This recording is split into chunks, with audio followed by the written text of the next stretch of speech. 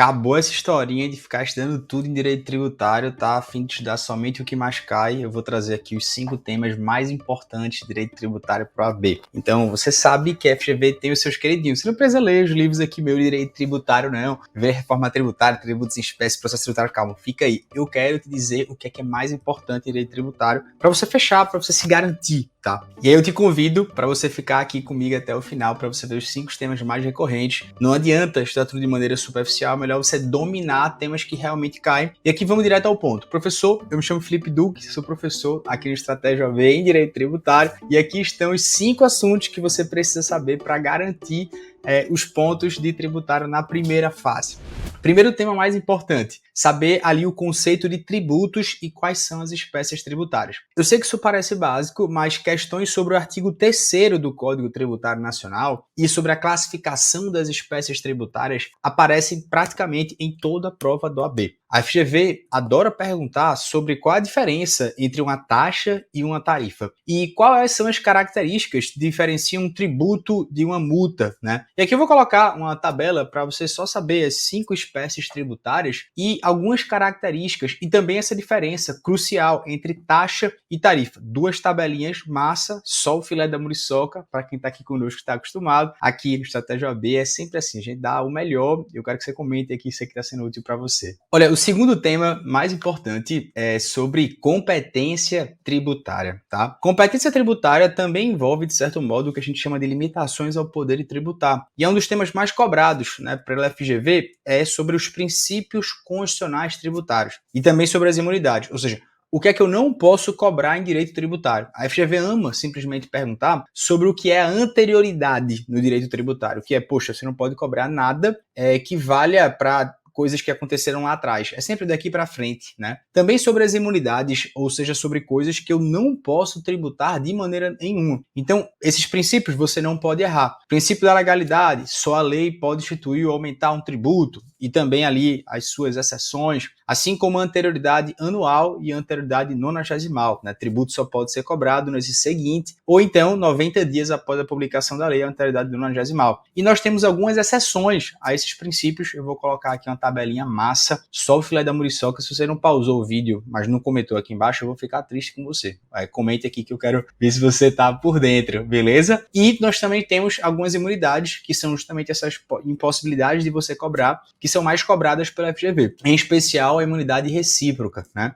Aquela que os entes não podem cobrar um do outro, né? Então, o imposto não pode ser cobrado pela União cobrando do município. Sei lá, se o município teve mais renda, imposto de renda não pode ser cobrado.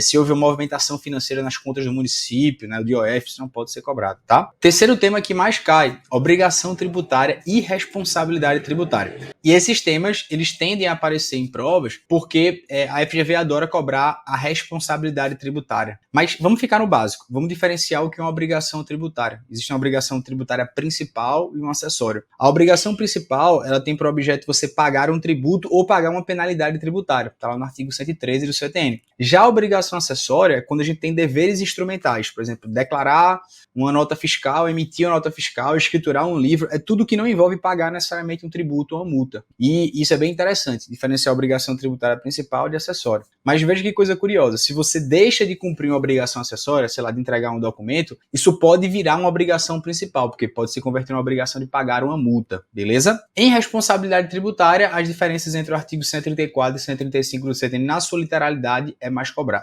Agora vamos para o tema 4 em direito tributário, que é sobre crédito tributário. As distinções entre suspensão, extinção e exclusão talvez são as das minhas principais apostas que sempre caem na OAB. Isso é um campeão absoluto de provas. Você tem que saber o que é que suspende a exigibilidade do crédito, o que é que extingue o crédito e o que é que exclui o crédito. Eu não vou entrar nas minúcias de cada uma delas, mas nesse quadro, o quadro de suspensão do artigo 151 do CTN, o quadro de extinção do artigo 156 e de exclusão do artigo 165 do CTN, você precisa saber onde está cada uma delas, porque a FGV ela vai dizer assim, a isenção, que é uma hipótese de exclusão, ele vai pegar e vai dizer que é a hipótese de suspensão, tá errado. Então, exclusão só tem 2, anistia e isenção.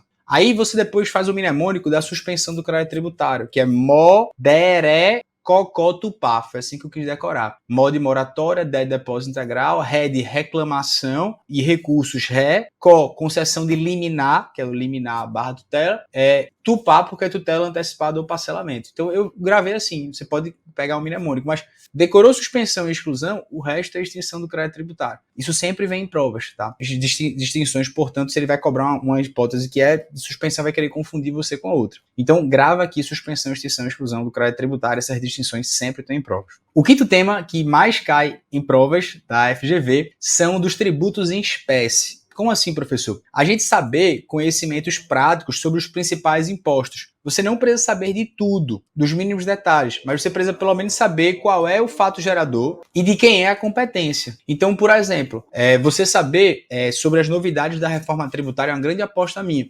Saber que o imposto seletivo ele é criado pela União. Saber que o IBS é um imposto de competência compartilhada entre Estado, Distrito Federal e municípios. Que no IBS, Imposto de Bens e Serviços, não tem a União, né? Só tem Estados, municípios e DF. Saber que a CBS, que é a Contribuição de Bens e Serviços, vem substituir o PIS e COFINS, e que é de competência da União. Então, saber bem os tributos em espécies, especialmente essas novidades da reforma tributária, o que é que mudou no que tange ao IPVA, cobrança de navios e aeronaves, isso é uma grande aposta minha, né? Que tem caído nas provas, já foi nas provas recentes, eu acho que sempre é bom você estar ligado. Então, em síntese, direito tributário no AB não é sobre decorar o CTN inteiro, é dominar esses 5 blocos temáticos. A FGV vai reciclando questões, sempre cobrando quase que os mesmos institutos, com pequenas variações. Fazendo questões antigas, você percebe o padrão. Ou melhor, você talvez fazendo questões, você vai perceber isso que eu disse aqui, só o filé da muriçoca. Muito obrigado por estar aqui comigo, a gente se vê no nosso curso, fica com Deus, vamos lá, vamos fechar direito tributário.